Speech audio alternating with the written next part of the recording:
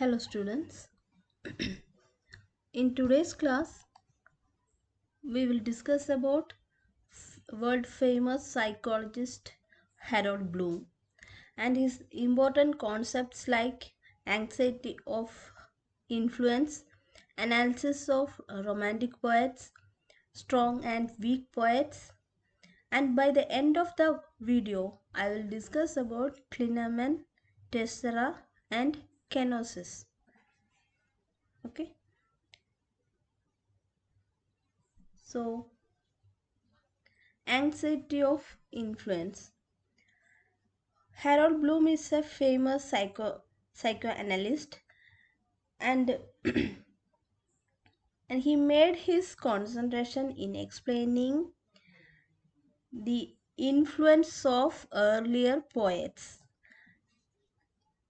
how and up to what extent the early poets influenced the new poets.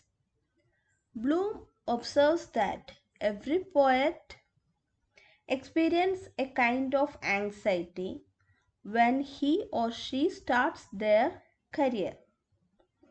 This anxiety comes due to the stress that the early or father poet has made excellent works, that early poets reached to maximum zenith of excellence, and the new or coming poet has to make more excellent and better poems or literary works.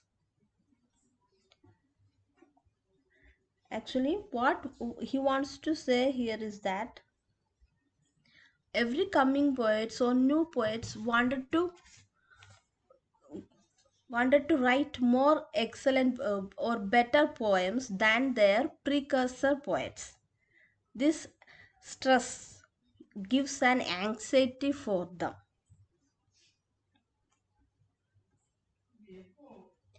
Bloom feels that this is a threat from the early poets, and the new poet has to overcome this threat. This influence or threat is unconscious. Here, what he meant is that whenever we read a book, unconsciously, the author of the book or the author of the poem influences in an unconscious way. Without knowing it, they are influencing us. Their writing style, their thinking, their viewpoint, everything affects us also. To overcome this threat and to make more better works, the new poets engage in a rereading of earlier poets. So come out with better poems. Poets reread the earlier works. This rereading is explained in A Map of Misreading, which is a famous book by Harold Bloom, which was published in 1975. This rereading is a psychological defense to defend the influence of father or early poets and make better poetry.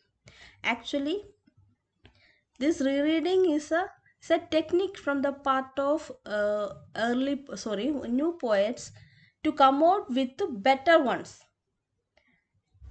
to exceed the earlier poems. This rereading makes a new poet a strong poet also. Here, Bloom explains how this rereading affects the new poets. Actually, this actually what Bloom here wants to say that this anxiety was there in this was there from the very early period. Even romantic poets were influenced. Even the romantic poets were struggling with the influence of John Milton and Edmund Spenser. This stress was there in the from the romantic period itself, and also this this and also even Shakespeare experienced this anxiety as he was influenced by the works of Christopher Marlowe. Bloom says that all the romantic poets were under the influence of their precursor or the earlier poets. So another concept of Bloom is that how this influence affects this new poets, and based on this influence we can differentiate them as strong and weak poets. Whenever we write something or we read something, we comes indirectly into the uh, influence of the author of that work, or we would be influenced by the early poets. So here Bloom calls some of them, some of the new poets are strong poets when they come out with more original and creative works, despite the pressure of earlier works or poets. Here what he wants to say is that there will be an influence of earlier poets, but even though a strong poet won't be disturbed or influenced by that influence influence of or anxiety of that early poets, and he will come with new, more creative, better works. There won't be any point of view of the earlier poets in strong poets works, and weak poets are those ones who who are sharing the same viewpoints of the old poets. They don't have any new ideas. They are going in going in the same way of the older poets. These poets were called weak poets.